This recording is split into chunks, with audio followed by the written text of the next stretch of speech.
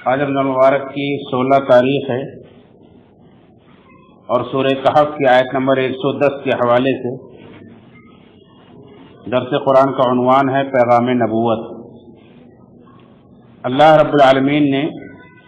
اپنے نبی کو مخاطب کر کے کہا کہ اے نبی آپ یہ کہہ دیجئے، اعلان کر دیجئے، قل انما انا بشر مثلکم، اے نبی کہہ دیجئے کہ میں تمہاری طرح ایک انسان ہوں،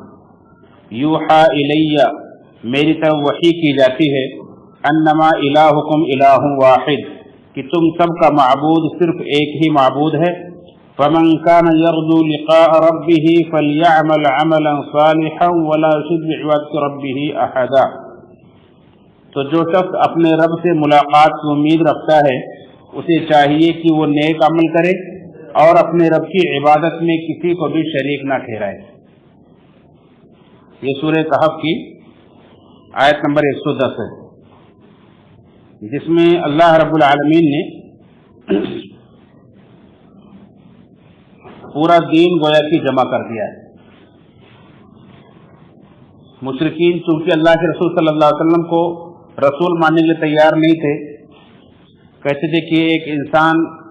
رسول کیسے بن سکتا ہے، تو اللہ رب العالمین نے اعلان کروایا اور کہلوایا کہ کہو میں تمہاری طرح کا ایک انسان ہوں، جس طرح سے تم پیدا ہوئی ہو میں بھی پیدا ہوا ہوں، میرے بھی ماں باپ ہیں، مجھے بھی بھوک پیاس لگتی ہے، کھاتا پیتا ہوں، مجھے بھی انسانی ضروریات پیش آتی ہے، تمہاری طرح کا ایک انسان ہوں، کوئی الگ مخلوق نہیں ہوں۔ اور اس میں گویا کہ اس بات کا چیلنج ہے کہ اگر تم یہ سمجھتے ہو کہ قرآن میں نے گڑھا ہے، میں نے بنایا ہے، تو تمہاری طرح میں بھی ایک انسان ہوں، تم بھی انسان ہو، تم بھی کر کے دکھا دو، تم بھی اس قرآن کی جیسی ایک صورت ہی بنا کر کے دکھا دو۔ لیکن مکہ کے مشرکین جواب نہیں دے سکے،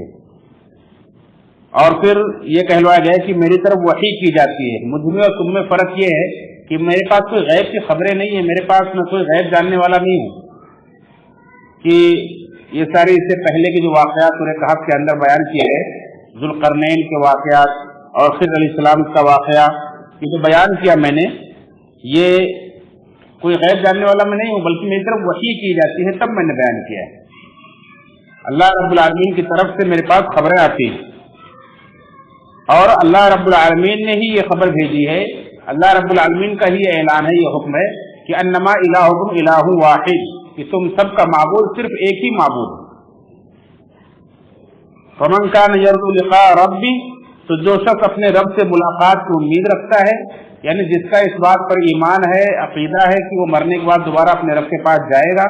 اور یہ چاہتا ہے کہ اس کی ملاقات اس کے رب سے اچھی ہو، خوش آمدید ہو وہاں اس کا، اور اس کے بعد اللہ رب العالمین اس کے ساتھ اچھا معاملہ کرے، تو اسے چاہیے کہ وہ اچھا عمل کرے، نیک عمل کرے، اور دوسرا کام یہ کرے کہ ولا یشرک بعبادۃ ربہ احدا، اور اپنے رب کے ساتھ کسی کو شریک نہ ٹھہرائے۔ اس آیت کے تعلق سے صاحب احسن البیان حافظ صلاح الدین یوسف رحمہ اللہ فرماتے ہیں کہ اللہ تعالیٰ نے اس آیت میں شرک و بدعت دونوں سے روک دیا ہے، کیونکہ یہ دونوں ہی اعمال کو برباد کرنے والے ہیں، شرک سے بھی روک دیا ہے اور بدعت سے بھی روک دیا ہے، یہ کہہ کر کے کہ فَلْيَعْمَلْ عَمَلًا صَالِحًا، اپنے رب سے ملاقات کی امید رکھتا ہے، یعنی جس کا آخرت پر ایمان ہے، جو چاہتا ہے کہ اللہ رب العالمین کے پاس جائے تو اس کے اعمال وہاں اسے فائدہ پہنچائیں، تو اسے چاہیے کہ اچھا عمل کرے، اور اچھا عمل کون سا ہے؟ جو اللہ کے رسول صلی اللہ علیہ وسلم کی لائی شریعت کے مطابق ہو، کیونکہ اللہ کے رسول صلی اللہ علیہ وسلم فرمایا کہ من عمل عملا لیس علیہ امرنا فہو رد، جو کوئی ایسا عمل کرے گا جس پر میرا حکم نہیں ہے تو وہ عمل رد کر دیا جائے گا، وہ اللہ کے یہاں مقبول نہیں ہوگا، کیونکہ وہ بدعت ہے۔ تو یہاں اللہ رب العالمین بدعت سے روک دیا ہے، اور آگے فرمایا ولا یشرک بعبادۃ ربہ احدا، اپنے رب کی عبادت میں کسی کو شریک نہ ٹھہرائے، تو شرک سے بھی روک دیا ہے،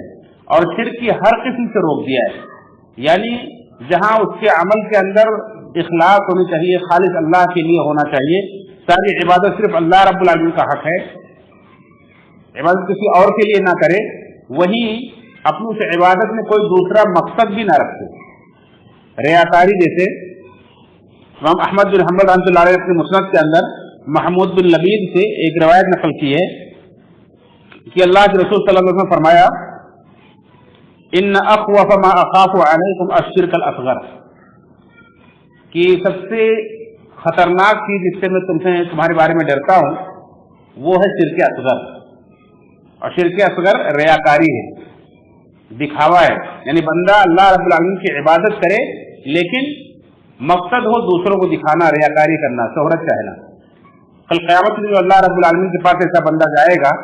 तो अल्लाह रब्बुल आलमीन फरमाएगा कि जो जिसके लिए अमल करता था जाए उसी से बदला ले ले, जिसको दिखाने के लिए अमल करता था जाए उसी से बदला ले ले, क्योंकि अल्लाह रब्बुल आलमीन शुरका से बेनियाज है। इसी तरह से दूसरी रवायत जो मुस्लिम अहमद के अंदर भी है और इब्न माजा तिरमिज़ी के अंदर भी है, उसके रावी अबू सईद बिन अबू फज़ाला अंसारी रज़ियल्लाहु तआला अन्हु हैं, फरमाते हैं